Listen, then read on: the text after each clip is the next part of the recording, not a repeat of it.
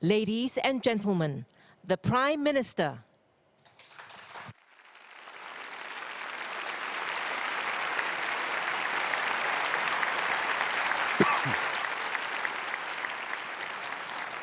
Good evening again. My fellow Singaporeans, we've had a busy year, both at home and internationally. 2 months ago, we hosted the first ever meeting between a US President and a DPRK Chairman, Mr. Donald Trump and Mr. Kim Jong-un. Singapore was just a host. We were not involved in the discussions. Still, we had a big responsibility to ensure that the summit proceeded smoothly and safely. Why did the US and the DPRK choose Singapore to host the summit? I think they considered us a serious and reliable partner.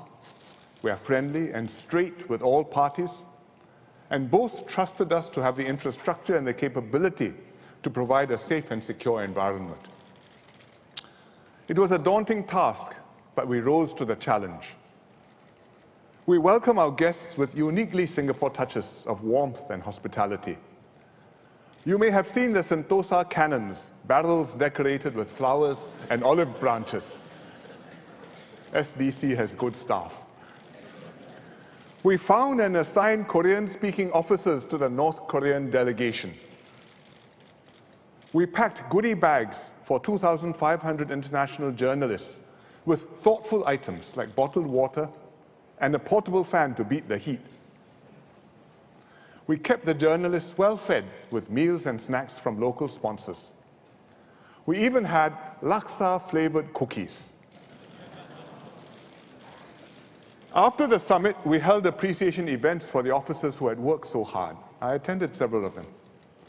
Tonight, I want to thank the officers and your families once again, personally.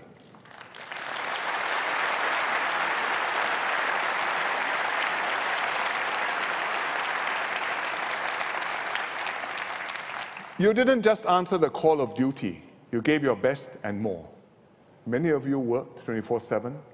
It was Ramadan and Muslim officers were fasting. Some officers even had to abort leave plans and cut short family vacations at the last minute. At the home team party, I chatted with a Gurkha contingent officer who had been on duty outside the St. Regis Hotel. He told me how proud he had felt when a woman leaned over the crowd barrier to tell him, "Thank you for keeping Singapore safe." I would also like to thank all the Singaporeans who made an extra effort to show what Singapore could do. We received postcards from a class of primary 2 students from MGS. The kids had written to thank Singapore for having lighted the world by hosting the summit. They reminded us that when Singaporeans work together, we can do great things. I'm heartened that even our 8-year-olds followed the news and knew what we were doing. Organizing the summit brought us all together, supporting and cheering one another on. We have every reason to feel proud of ourselves. Well done, Team Singapore.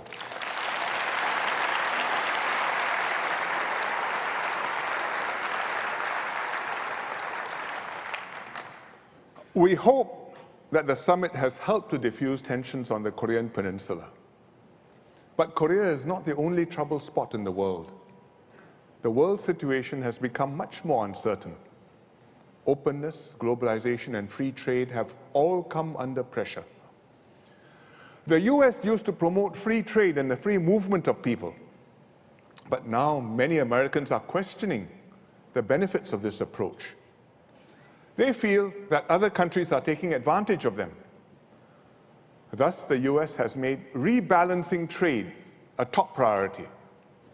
Rebalancing country by country, rebalancing item by item. It has unilaterally imposed tariffs on imports from other countries, the EU, Canada, and Mexico, and especially China. These countries are retaliating, imposing their own tariffs on US exports like soybeans, bourbon, blue jeans, and Harley-Davidson motorcycles. They want to inflict maximum pain on Trump's supporters who grow or make these things, hoping to force the US to back off. This tit-for-tat affects business confidence, undermines the multilateral trading system, and threatens global prosperity. There are no winners in a trade war. Small and open economies are especially vulnerable, and Singapore will suffer collateral damage. Beyond economics, world peace and security and stability are at risk. The trade frictions have eroded trust between nations and sharpened tensions and rivalries between countries. The US and Europeans have long been firm friends and allies, but now they are arguing fiercely over trade and defense spending. China and the US have the most important bilateral relationship in the world. They are interdependent, and they also need to work closely together on global issues like climate change. But the Trump administration has named China as America's strategic competitor. And President Xi Jinping has warned that China will punch back and will not turn the other cheek.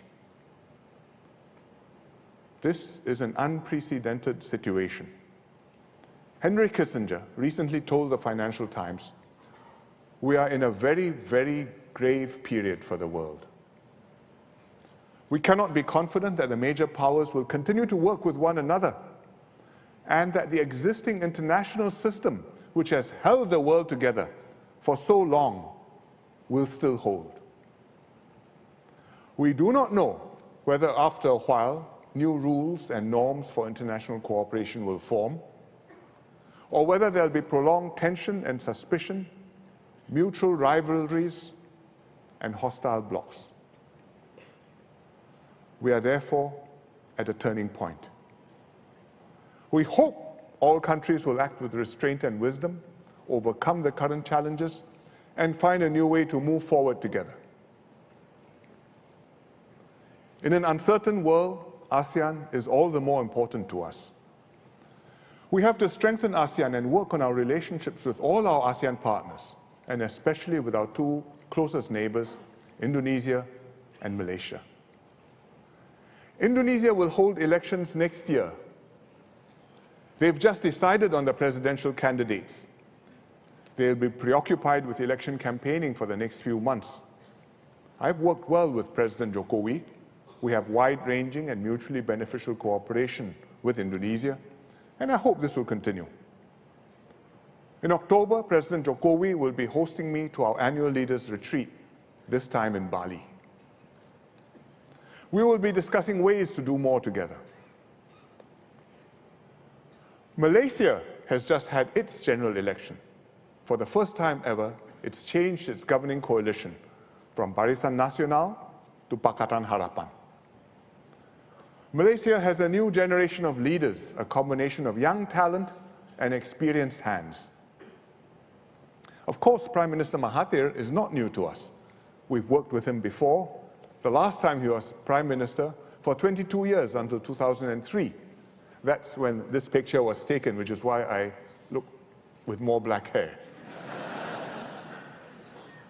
We completed several important projects with Malaysia under Dr. Mahathir, including the second link at Tuas and the Lingui Dam in Johor. We've worked with some of his coalition partners and ministers too. Anwar Ibrahim was my counterpart as Dr. Mahathir's deputy and also finance minister. And Home Minister Muhyiddin Yassin was the Johor Menteri Besar when we built the Lingui Dam. In May, soon after the Malaysian election, I visited Dr. Mahathir in Putrajaya. I also met DPM-1 Aziza and Anwar Ibrahim. I had good meetings with all three of them. I told Dr. Mahathir that I wanted to work with him to take our bilateral relationship forward. And he agreed that we should because we are each other's closest neighbors. Dr. Mahathir and his team are determined to review and change many of the policies set by the previous Malaysian government. I appreciate their reasons, but some of their reviews affect Singapore's ongoing projects with Malaysia, including the high-speed rail and the RTS, the Rapid Transit System link to Johor. We entered into these two projects in good faith, after careful negotiations, because they benefited both countries. Now, Malaysia wants to defer the HSR. Khaw Boon Wan has met Azmin Ali, Malaysia's Economic Affairs Minister, to understand Malaysia's intentions and to find a constructive way forward.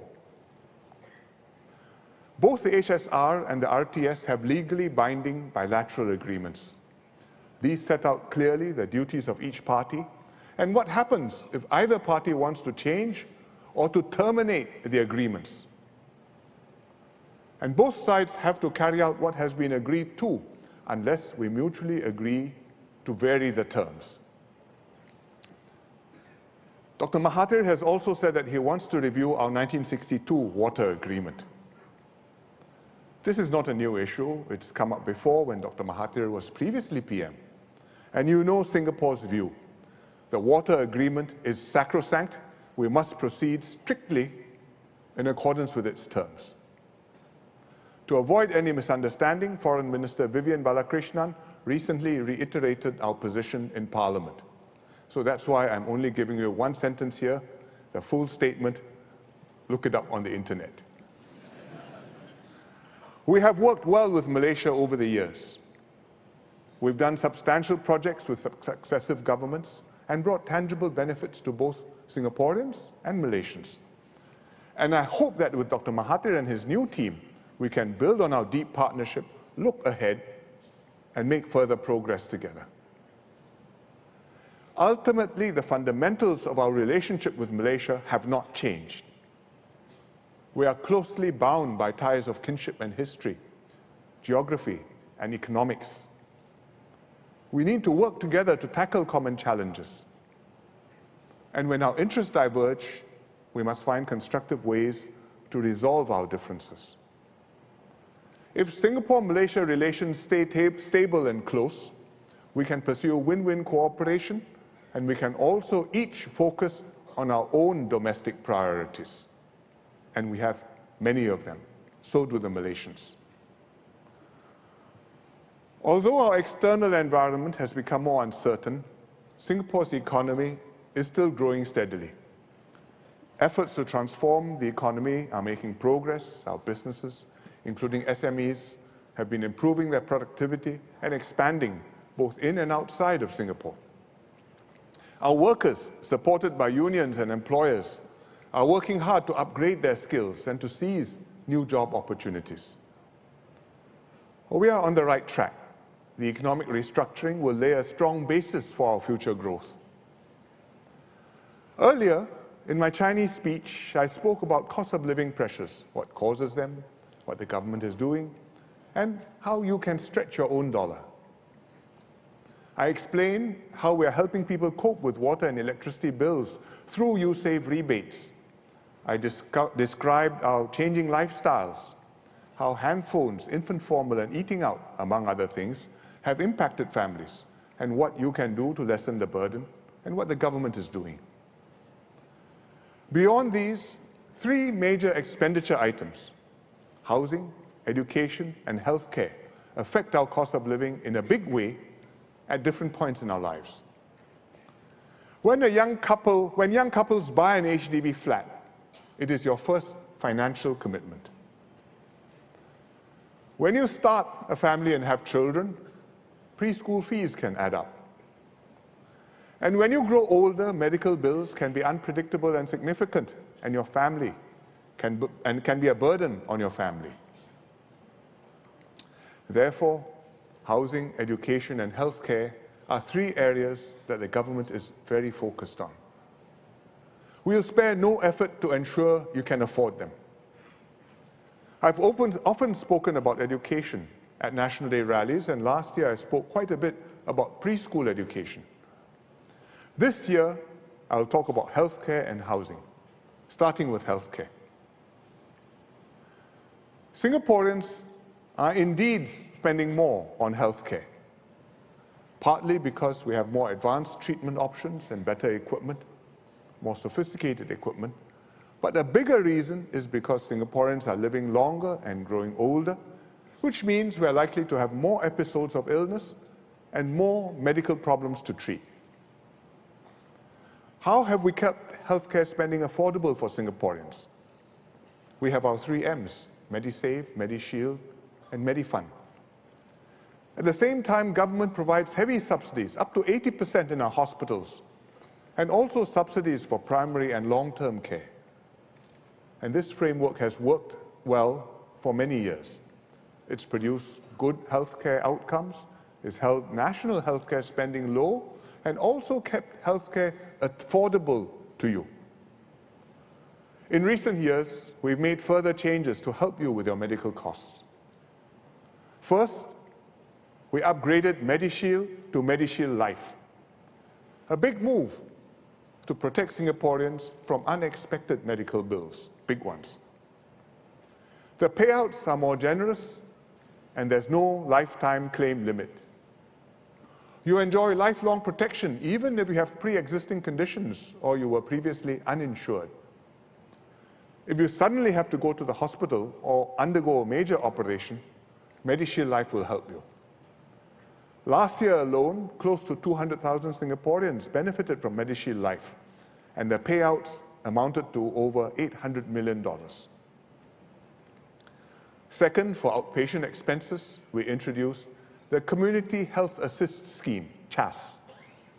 At GP clinics, your CHAS card entitles you to generous subsidies, especially for the lower income. Dr. Lily Neo, who's a GP, told me that after the CHAS was introduced, she saw more elderly patients. And she said that our old folks are very resilient, and generally they put off seeing the doctor until they really cannot tahan anymore. But because of CHAS, they now come to her earlier, which is better because now she can treat them before their conditions worsen. CHAS has worked well.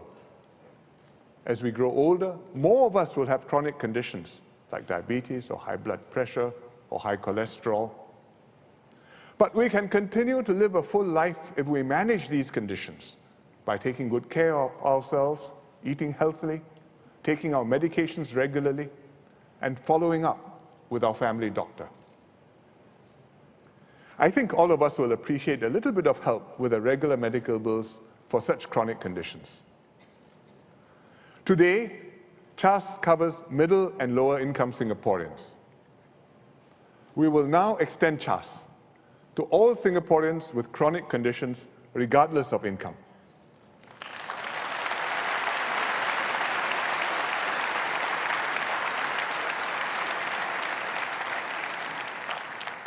The benefits will continue to be tiered according to income, and MOH will announce the details later on.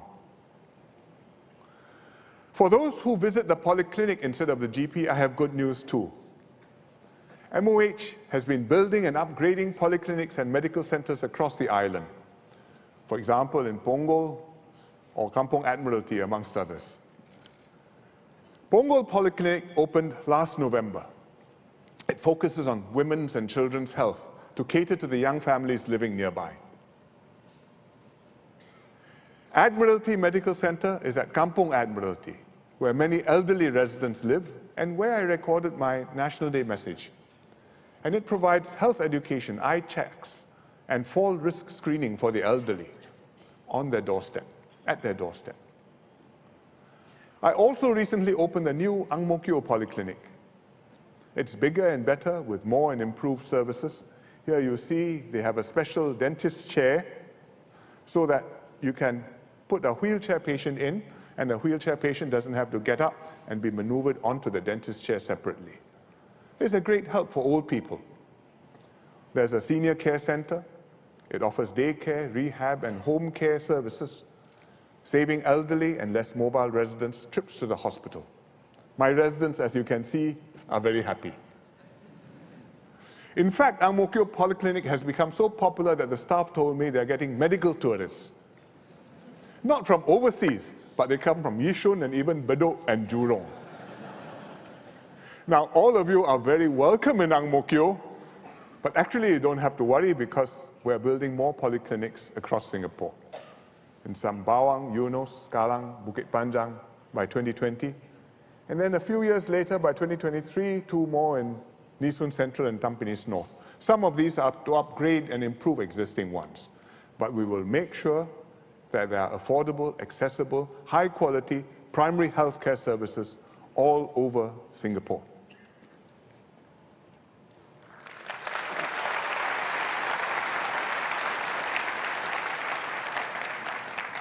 Thirdly, we've improved financial support for long-term care.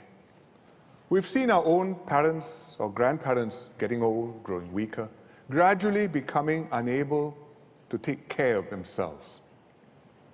They can no longer feed themselves, dress themselves, or move around independently. They struggle to perform these activities of daily living, or you call it ADLs, activities of daily living. Activities that, when you are young, you take for granted. It's a little bit sad, you see it happen, but that's life. One day it will happen to us. So we have the Eldershield Scheme. If you can't do 3 of these ADLs, Eldershield will pay out a monthly sum, $300 or $400, for up to 6 years. MOH has revamped Eldershield fundamentally, and soon we will have CareShield Life. CareShield Life will pay out significantly more, at least $600 a month. And it will pay out for as long as you live, not just 6 years. The scheme will start in 2020, and it will cover all Singaporeans born in 1980 or younger. And even people with an existing disability will be covered. The government will subsidize the premiums for lower and middle income families so that these families can pay their shares out of MediSave. And if you're older, born before 1980, you can also choose to join CareShield Life. It's not compulsory, but you can join, and I hope you will do so. Why? First, because you'll get a generous subsidy to help pay the premiums. The government will co-pay, so you're getting a good deal. But really, because CareShield Life will give you and your family more peace of mind. And it's something which you probably will need. Gan Kim Yong tells me that this is the most difficult of his healthcare schemes to explain to the public. So he commissioned me to do it for him tonight. Young, healthy people can't imagine themselves being old and disabled. When you're young, sometimes it feels like you're going to be young forever. But alas, it is not so. And if you wait until you're older before thinking about disability insurance, by then the premiums will be higher, and you may no longer even be eligible because you may already have conditions and not be insurable. Singaporeans are living longer, but unfortunately our additional years are not always healthy years. As one in 2 of us will, at some point in our lives, no longer be able to perform 3 ADLs. Just think of the old folks you know, and you will see that this is the reality. And that's why I believe CareShield Life can help all of us, and it's offered to you. I hope you will take it up. These are some of the major changes to our healthcare financing over the last few years. We want all Singaporeans to have access to affordable, high-quality health care. No one should be denied medical care because they can't afford it. And that is my commitment to you.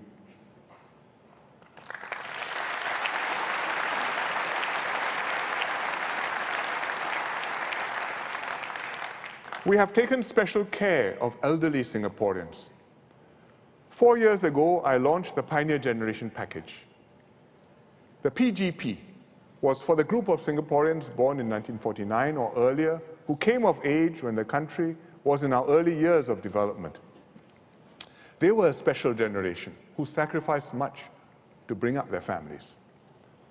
They didn't have good educational opportunities. Most started working early, had low-paying jobs, and couldn't put aside much for old age. They spent most of their working lives in third world Singapore, only to retire in first world Singapore. Understandably, they were worried about their healthcare needs. We implemented the PGP to recognize the Pioneer Generation for their sacrifices and support them in their silver years. So far, we've spent more than $1.3 billion of the $8 billion we set aside for the PGP. 450,000 pioneers have benefited, and they fully deserve it. When we introduced the PGP, we knew that Singaporeans a little younger than the pioneers, than the PGs, would just miss out. We gave those who were born between 1950 and 1959 annual MediSave top-ups, $100 or $200, depending on the circumstances. Nevertheless, a MediSave top-up is not quite the same thing as a PGP. We have not forgotten this group. They lived through the tumultuous years of the 50s and the early 60s. First came the struggle for independence from the British. Domestically, Singapore politics was fiercely fought over different visions of the colony's future. In 1959, Singapore gained internal self-government, one big step towards independence. The PAP won the general election that year and formed the government for the first time. Then came the split with the communists, merger with Malaysia, then separation, and unexpected independence alone. For those born in the 50s, these were indelible, formative experiences that shaped them for life. They were too young to participate in events, but most were old enough to sense the electricity in the air, to share the excitement of the changes, to feel the hope of a brighter tomorrow. They saw the posters and banners that festooned the streets and were stirred by the rallying cry, Merdeka! One word that meant so much: liberation, freedom, independence. One word that expressed the determination and the passion, the ambitions and aspirations of a people roused and on the move. And seldom were the people more roused than on the 3rd of June, 1959, when Mr. Lee Kuan Yew, newly elected Prime Minister, addressed a huge rally at the Padang.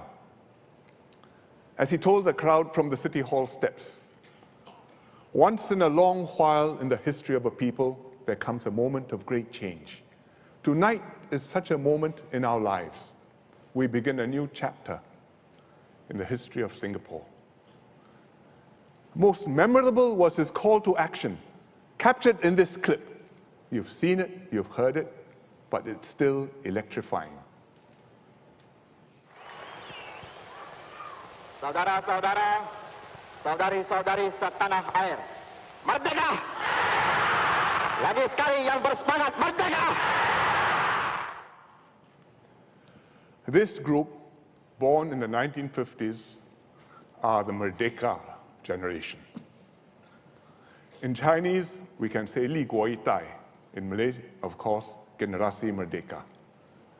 There are 500,000 of the Merdeka Generation today, and I'm proud to be one of them.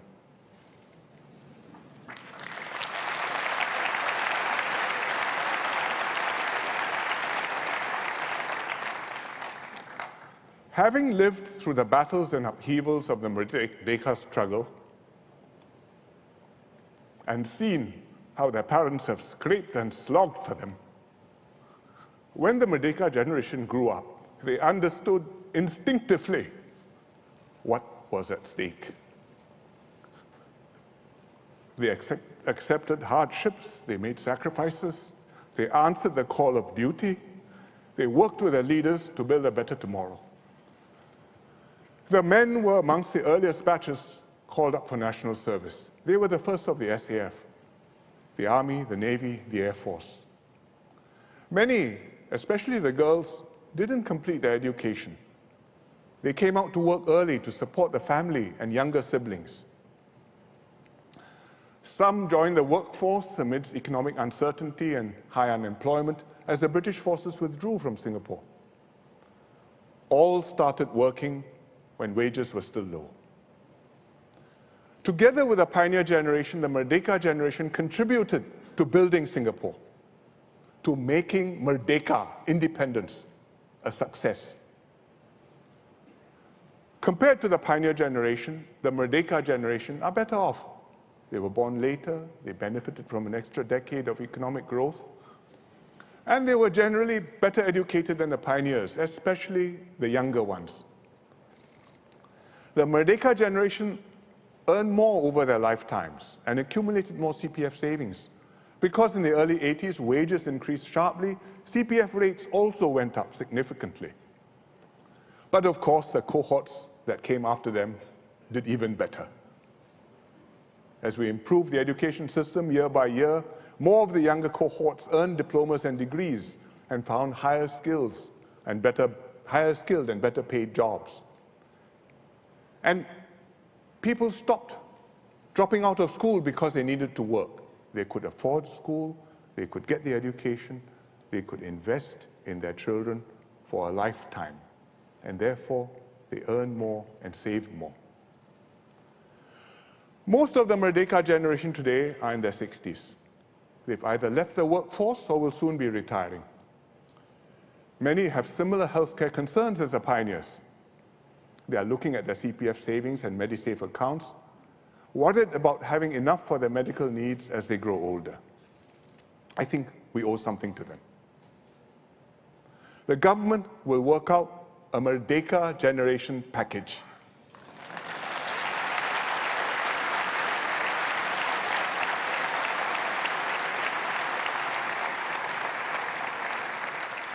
The Merdeka Generation package will help this group to meet their medical expenses.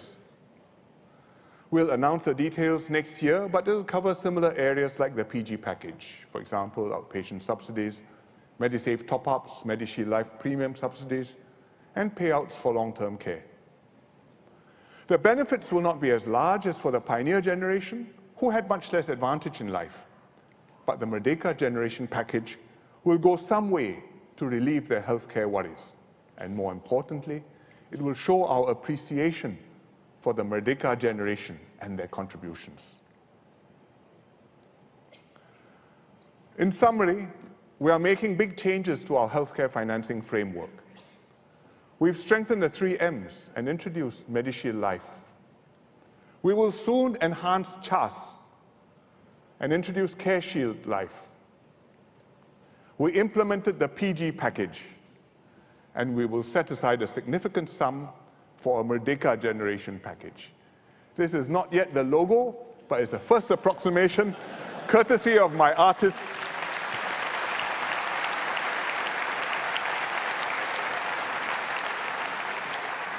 Courtesy of my very good team from Nanyang Polytechnic.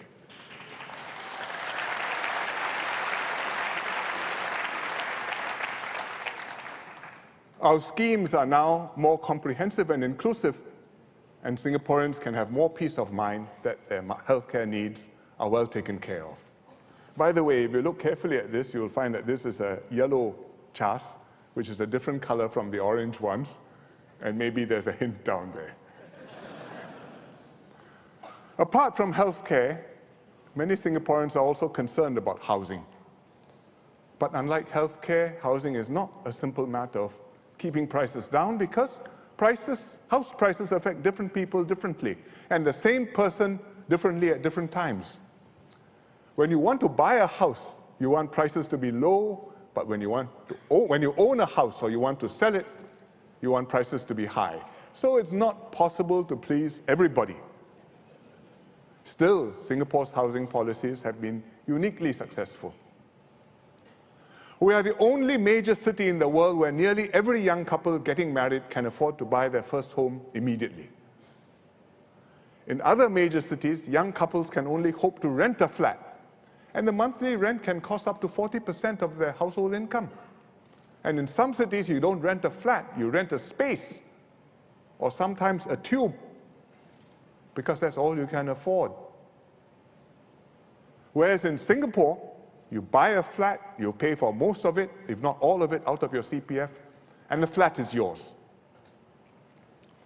Take Yong Kwang and Sabrina, for example. They got married recently, they bought a 4-room flat, BTO flat in Punggol.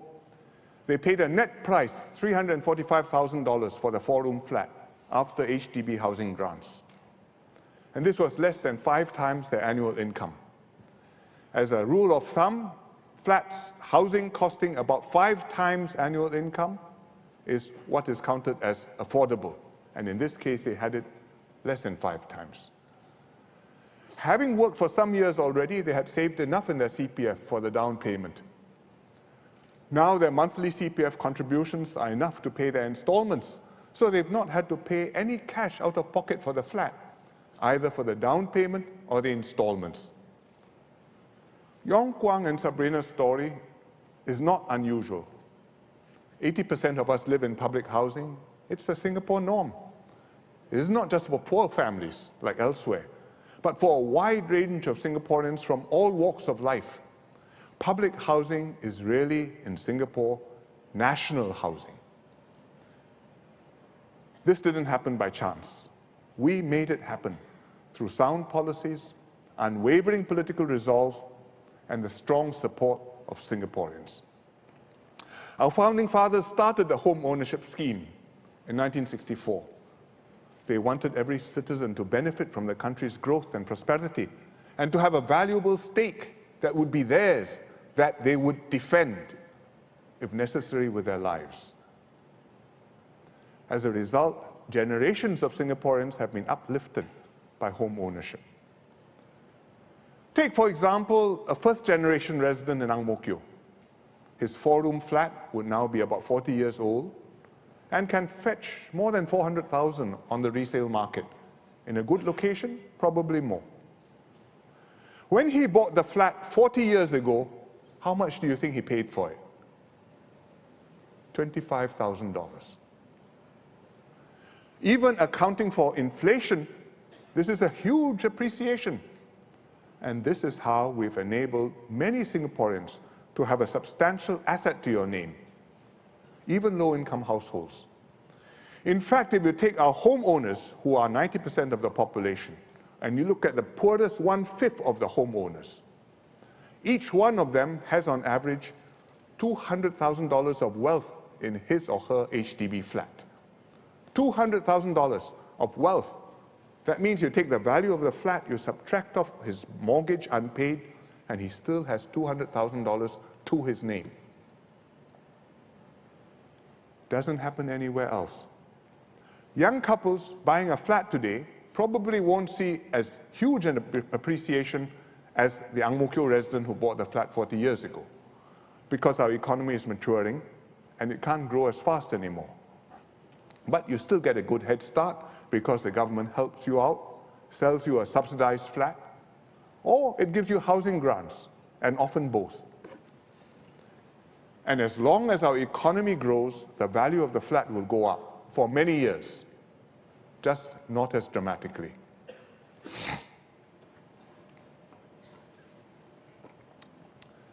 The oldest flats in Ang Mo Kio are now about 40 years old.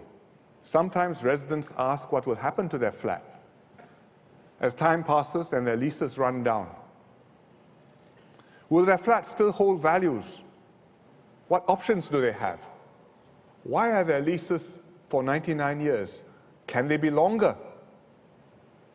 Actually, 99 years is a very long time.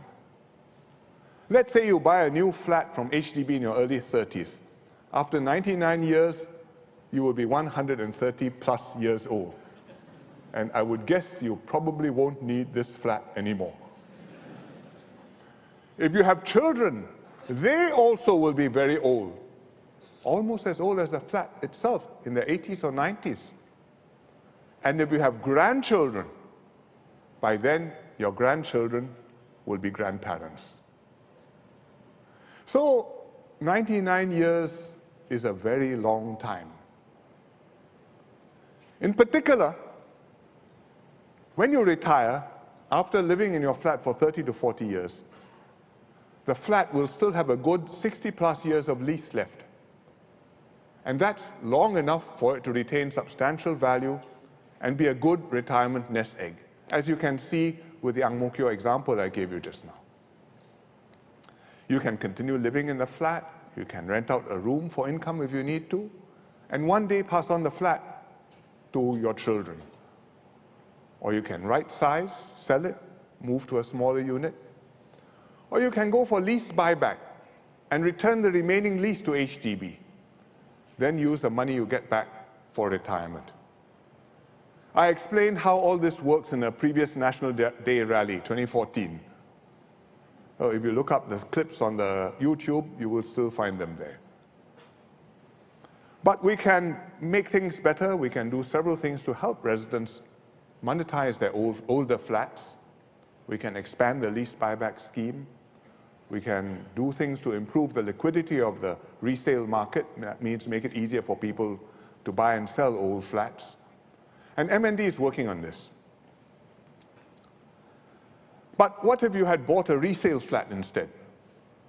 Well, our oldest flats are at most 52 years old. So you have at least another 47 years left of your lease, which is still quite a long time. Very few of today's HDB owners will outlive their leases. HDB estimates that it will happen to less than 2% of households, including those who bought resale flats.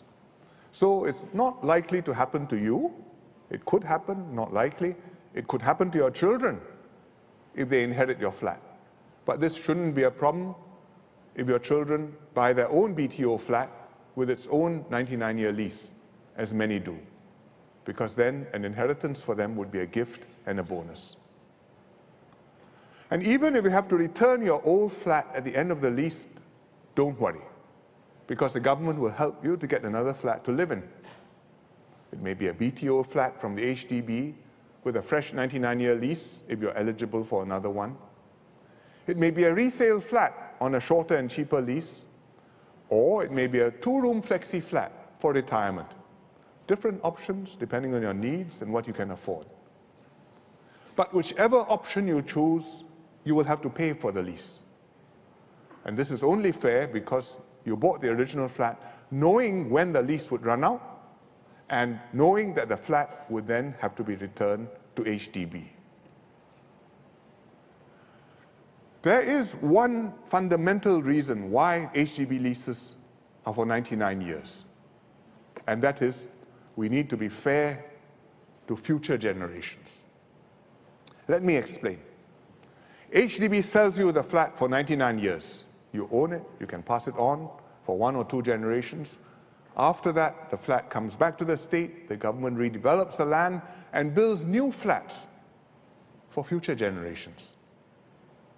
This is the only way to recycle the land to ensure that all our descendants can buy new BTO flats of their own. If instead the government sold you the flat on freehold, that means in perpetuity, sooner or later we would run out of land to build new flats for future generations. The owners would pass down the flat to some of their descendants, many generations into the future. Those lucky to have a flat, well, they become flat owners. Those not lucky enough to inherit the property, they will get nothing. So our society would be split into property owners and those who cannot afford a property. And I think that would be most unequal and socially divisive.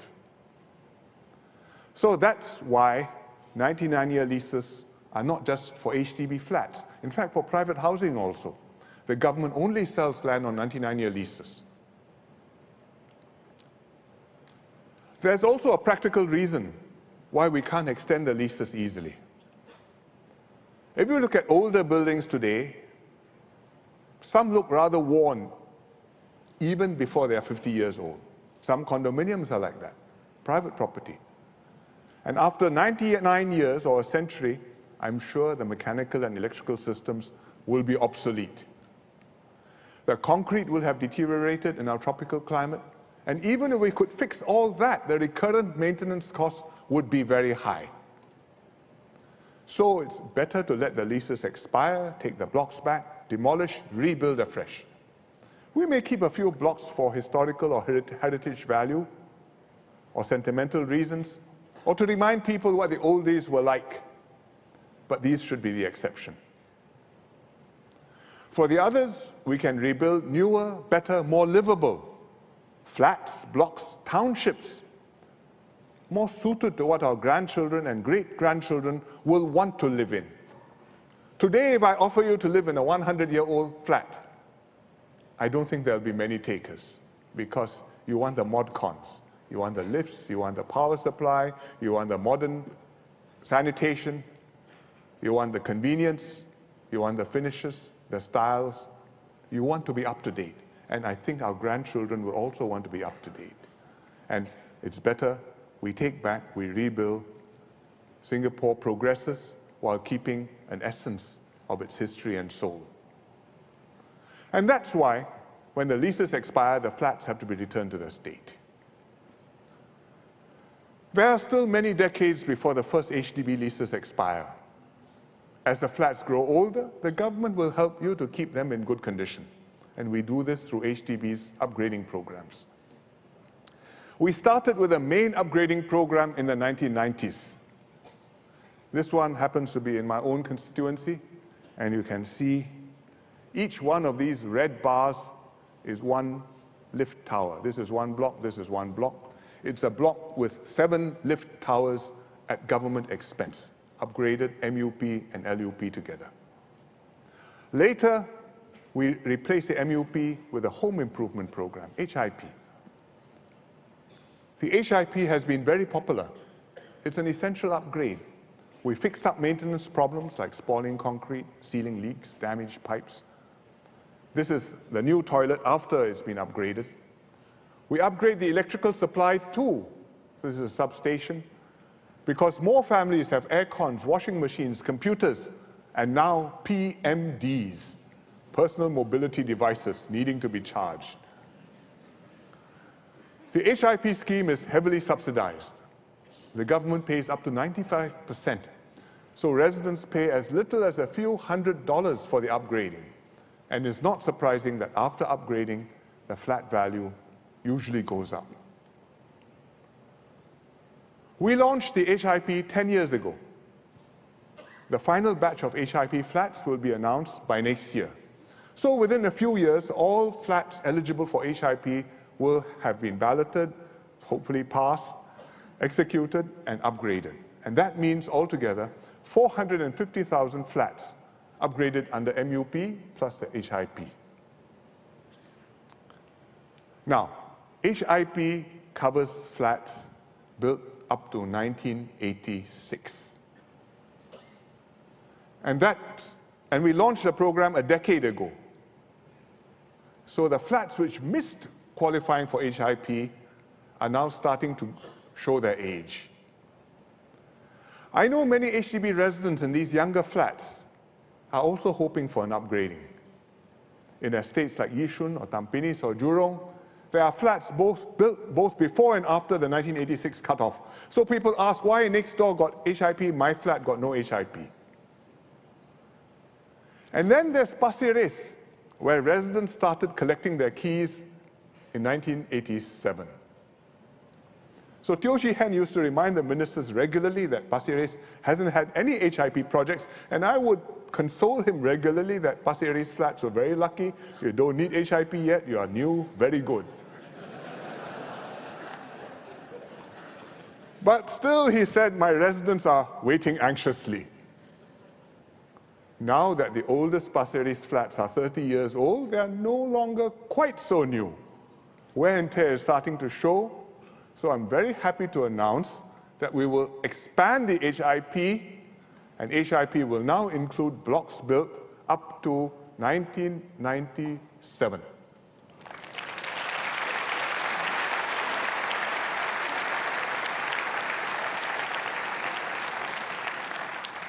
And that means another 230,000 flats will benefit.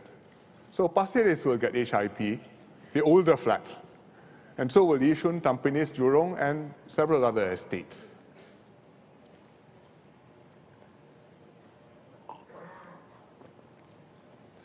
Beyond HIP, what more can we do as our flats grow older? The expanded HIP will include flats built up to 1997. In other words, the flats will get HIP about 30 years after they were built. After upgrading, these flats should be good for another 30 to 40 years. By that time, the flats will be 60 to 70 years old, and I expect they will be showing their age again. We are determined not to let our public housing degenerate into ragged, squalid slums, which has happened in many other cities. So we should do a second upgrading, a second round of upgrading at about the 60 or 70 year mark. And let's call this HIP 2, 60 to 70 years old. HIP 2 will keep the flats safe and livable and also help them to retain their value as their leases run down. And it should see the flats through to the end of their leases. So in short, every HDB flat can expect to be upgraded twice during their lease. Once when they are about 30 years old through the HIP or MUP, and a second time through HIP 2 when they are about 60 to 70 years old. The first flats will reach 60 to 70 years old about 10 years from now. So that's when we plan to launch the HIP 2 program. Akan datang. HIP 2 is a huge financial commitment for the government. If you own a private property, you're fully responsible for its upkeep and upgrading. But because HDB is public housing, the government will upgrade each HDB flat not once, but twice during its lifespan. Furthermore, the government will help to pay most of the upgrading costs. The first HIP will cost the government more than $4 billion. And HIP 2 will probably cost even more because the flats will be twice as old by then. But it is well justified and we'll do it so long as MOF has the money.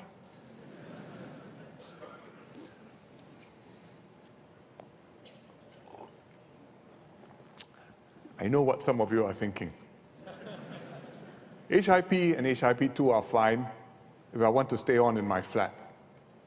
But what if I want to move out? Can I get SERS, Selective En-Bloc Redevelopment Scheme? SERS is a very good scheme for estate rejuvenation. It brings new residents into the estate, often young families, who inject vitality into the community. I have 2 SERS projects in Teck Ghee, and recently I visited Teck Ghee Parkview. It is the BTO blocks which came into the SERS site. The new flats have made a noticeable difference to Teck Ghee. The estate is livelier, more children are running around, more young couples, like this one whom I visited. It's cheered up the neighborhood. Now we have more babies in Teck Ghee, some even able to dance with their mothers. So yes, SERS is indeed one option if your flat happens to be SERSed and selected. But SERS is a very limited scheme because it's meant for selected HDB blocks or precincts which have high development value, which we can unlock. And what does that mean? Take Tanglin Halt, for example. It's in Queenstown, it's our first HDB township. It wasn't built optimally, the precincts were not always well laid out. There are low-rise units, the flats have layouts where there are large surface car parks, empty spaces, odd leftover spaces. So if you take it all back and redevelop it completely, Tanglin Halt is being SERSed. You can use the space better, you can create denser housing, greener environments. So from something like this, you can go to something like this. 40 years change, or 50 years change. It makes economic sense in such cases for the government to take back the flats early and redevelop the site, because there's a lot of value unlocked. So we can share this value with residents through generous compensation. And with generous compensation, we can make the acquisition compulsory. In other words, HDB decides on SERS, residents don't get to vote. However, HDB estimates that only about 5% of flats are suitable for SERS. There'll be a few more SERS projects to come, but many projects with high redevelopment potential have already been done because HDB chose the most promising ones and did them first. So what about the flats that do not get SERS? Well, HDB has been studying this intensively, and I have good news for you tonight. More households will be able to benefit from redevelopment before their leases expire. Why? Because the government has good reason to take back more flats and redevelop them as they grow older, before 99 years are up. And let me explain. When HDB towns grow older and the leases in the estates are nearing expiry, we have to redevelop the towns. We want to do this in an orderly way. In the early years, because of the housing shortage, HDB often built in a tremendous rush, and several older estates were built within short periods, especially in the 70s and 80s. Marine Parade, between 74 and 76, within 3 years. Ang Mo Kio and Bedok, after that, 75 to 81, within 6 to 7 years. Therefore, if we do, this one is Marine Parade. Therefore, if we do not plan ahead, 99 years later, all the leases in such towns will expire around the same time, and then will be returned to the state within a few years, and we'll have to find new homes for a lot of people at once, and HDB will have to tear down and rebuild all the old flats in a hurry. Just like when we first built Marine Parade, Ang Mo Kio and Bedok. And I don't think that's a good idea. The towns will become construction sites all over again, with cranes all over the place. I think we should redevelop our old towns over 20 to 30 years, rather than within 4 to 5 years, progressively. And that means starting when the oldest flats reach about 70 years old onwards. So some flats you redevelop when they get to 70 years old, some 75, some 80, and you stretch it out over 20, 30 years, and progressively do things in a measured and considered way. Then, just like with SERS, the estate and the community can be renewed progressively. And more new and younger residents will move in, and the estate will become more vibrant. Those moving out will have somewhere to go to, and those staying will have rejuvenation to look forward to. And that's why it makes sense for the government to take back the flats progressively over several decades, starting from about 70 years onwards, and stage out the redevelopment. We will need a new scheme for this. Of course, we will compensate the residents whose flats are taken back early, and we also help them to get another flat to live in, just like we would if their leases had run out. But the terms will be less generous than SERS, because there'll be less financial upside. There's social merit in it, there's community merit in it, but there's not so much financial upside. So it's less generous financially, and therefore the scheme will be voluntary. And I will call it VERS, Voluntary Early Redevelopment Scheme.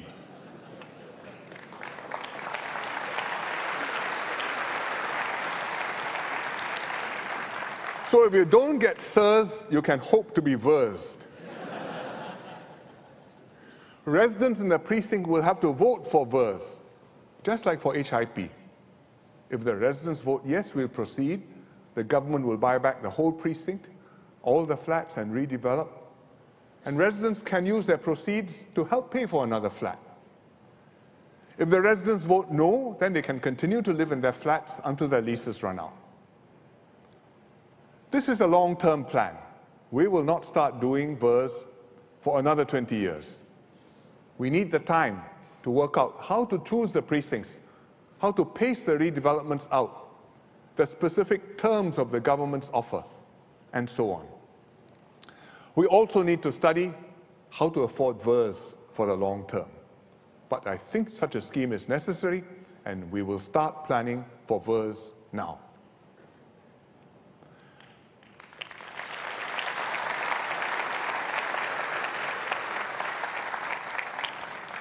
I've covered quite a bit of ground on housing, so let me do a quick recap. There's an examination later.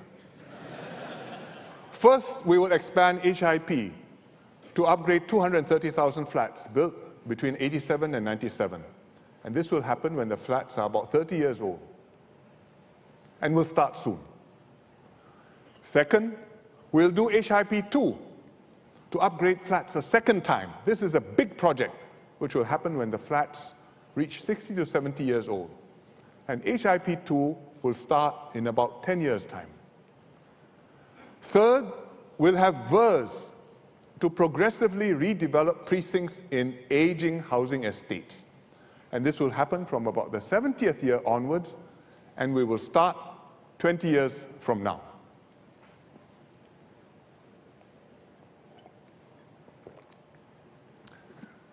"11 years ago, at NDR 2007, I showed a CGI fly-through of what we hoped Punggol would look like one day. Some of you may remember watching it. At that time, Punggol 21 Plus was just a gleam in the eyes of our HDB planners. Recently, Lawrence Wong showed me a new fly-through of Punggol, this time using a drone. Real life, not CGI. Let me show you the video. We start from outer space, we fly in, we propose to create a Punggol waterway to build a town on both sides. And if you fly along the waterway, this is what we thought it would look like.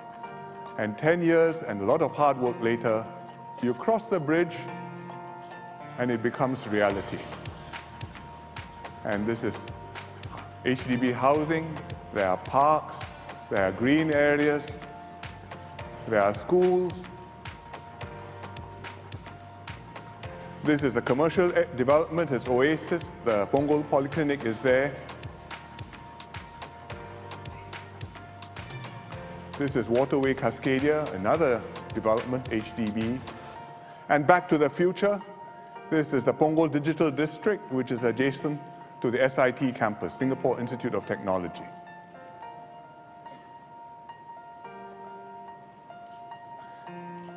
Thank you for joining my guided tour.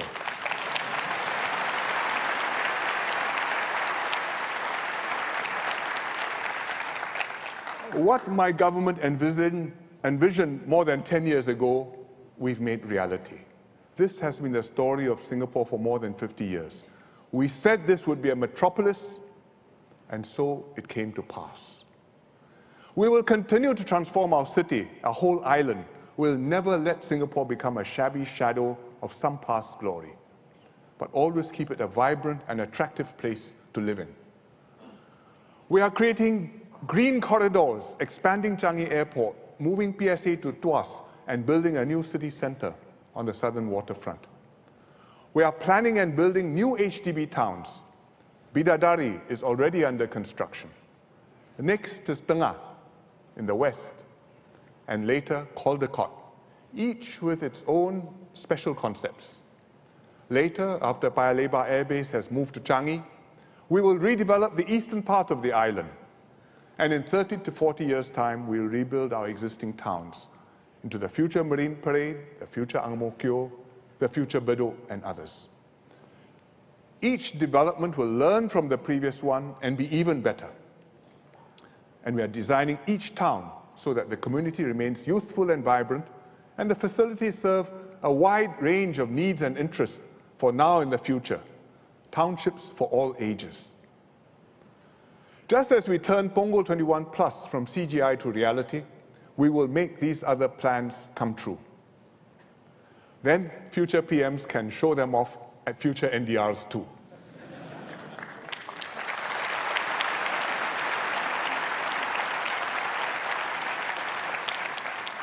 HDB will be very busy. They may have to change their name to HRB, Housing Redevelopment Board. Indeed, we will never be done building Singapore. Tonight, I've spoken about major shifts in our external development. I've described our plans to improve healthcare and public housing. These are fundamental commitments by my government to you. They are ambitious endeavors and will require large expenditures. These schemes will stretch over 50 years and more, several generations, and many general elections. But we are planting the seeds now, conceiving the plans, investing the resources, building the institutions. The benefit will be felt by ourselves, our children, and our grandchildren decades from now. 10 years before we start HIP2. 20 years before we start VERS. And if you are 30 years old and get enrolled in CareShield Life, it may be 50 years before you need the payouts, longer if you are lucky.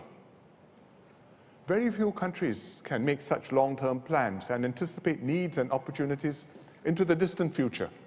But in Singapore, we can and we will. This government believes it owes it to you to look ahead, share our thinking with you, pool our ideas, and work it out with you to make it happen. Our plans will not unfold exactly as we predict, because nobody can tell what will befall us over the next half-century. What new technologies will disrupt the world? Will it be a world where countries big and small can work together? Will there be war or peace? But whatever the future brings, we know what Singapore must strive for to give ourselves the best chance of success. We must have a thriving economy and sound government finances to generate the resources to carry out our projects. We must maintain political stability and outstanding leadership so that we can continue to plan for the future. And most important of all, we must always stay one united people and work together to build a better Singapore for ourselves. Building and rebuilding Singapore is not just about satisfying material needs. The human spirit must flourish in Singapore. Recently, the National Geographic magazine published a special issue on Singapore, City of Tomorrow. You can pick up a copy later after the rally. The issue celebrates ordinary Singaporeans doing extraordinary things, taking the path less traveled, excelling in their own fields. One of them is Mark Ong, an artist who designs customized sneakers for celebrities and shoe companies under his own brand name, SBTG, pronounced sabotage. You would never have guessed, but it works. It started when he won an online competition in 2003. Overnight, he had an order for 72 pairs of sneakers. He sold the first pairs for $300 each, and now his earlier works sell for thousands of dollars. I wish my old sneakers were as valuable.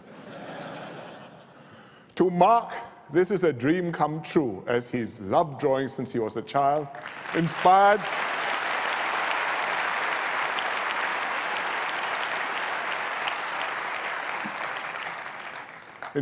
by the art and creativity of his parents. Congratulations, Mark.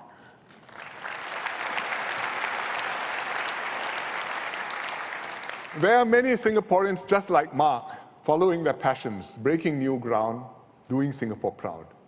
Let me share with you a few I came across recently. This is Dr. Azhar Ali, a senior research scientist at the Cancer Science Institute of Singapore. Azhar is leading a team of researchers from Singapore and the US to study lung cancer. The team recently made a breakthrough because they discovered a slimming drug that could help bring lung cancer under control. Shabaz, Azhar.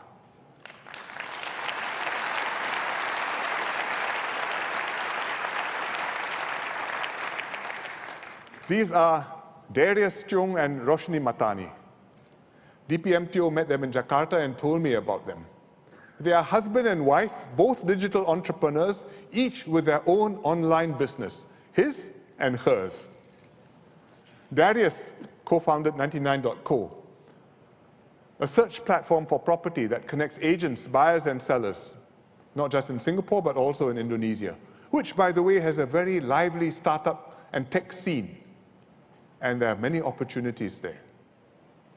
Roshni founded a media company that operates the AsianParent.com, is a website which is popular with many Singaporean parents with young children. Well done, Darius and Roshni.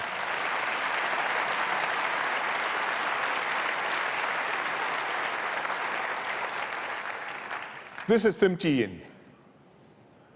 She's an award-winning documentary photographer and artist. She was commissioned as the Nobel Peace Prize photographer last year, the first Asian to be chosen, and she travels to places like North Korea and Kazakhstan to pursue her very adventurous projects. She recently joined Magnum Photos, an acclaimed international photographic cooperative. You can't apply, you have to be invited to join. Hsien is not able to be here, but I'm happy to have her parents with us here tonight.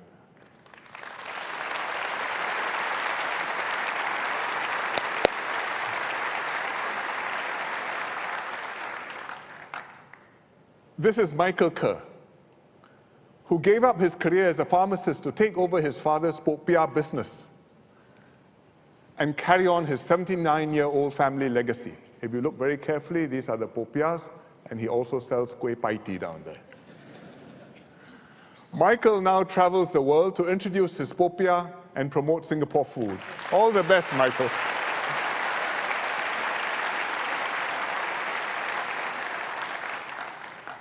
And finally, Wong Kah-chun, a conductor and composer. Kah-chun grew up in a Chinese-speaking family. He discovered Western classical music as a young boy at Jurong Primary School. His math teacher was in charge of the school band and asked him to join it. Through his school band, Kah-chun found his love for music, pursued his music education, and won a scholarship to the NUS Yong Siu To Conservatory of Music. And after that, a National Arts Council scholarship to do his master's in Germany.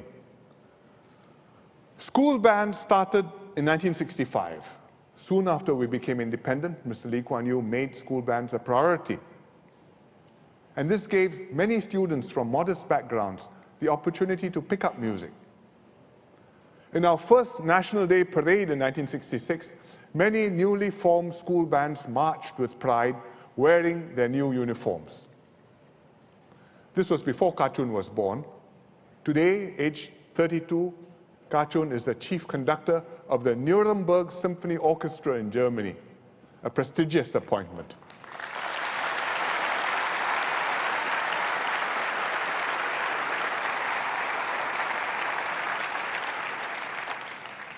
Next year, Kah-chun will be a guest conductor of the New York Philharmonic Orchestra for their Lunar New Year concert. Kah-chun also co-founded Project Infinitude, an initiative to bring music to less privileged and special needs children in Singapore and elsewhere. He's giving back to society so that others can discover music just like he did. Here he is with the kids at Child at Street 11, which is a non-profit organization that runs a preschool in Ang Mo Kio. But when Kah-chun comes back to his HDB flat, comes home to his HDB flat in Jurong West that he grew up in, second floor, still no aircon, sweaty at night, he says, it's still the best because it is home and better than any hotel.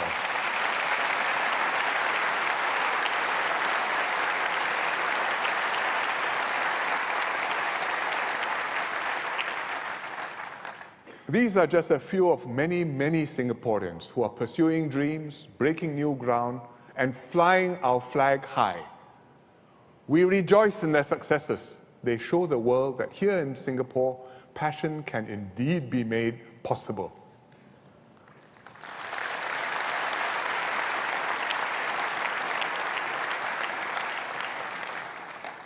Our forefathers transformed Singapore from mudflats to a metropolis. Thanks to them, today we are in an immensely stronger position. With what we now have, we can achieve so much more together. 100 years from now, Singapore should stand out, not just for its modern skyscrapers and world rankings, but for being a nation of boundless opportunities, a society where every skill and talent is recognized, developed, and celebrated, and where those who have done well contribute back to society and help others to do better. As one of the primary 2 MGS girls put it, Singapore may be a small country, but we have big hearts. Let us live up to that ambition. Let us continue to stand tall, chase rainbows, and work together for many brighter tomorrows. Thank you and good night.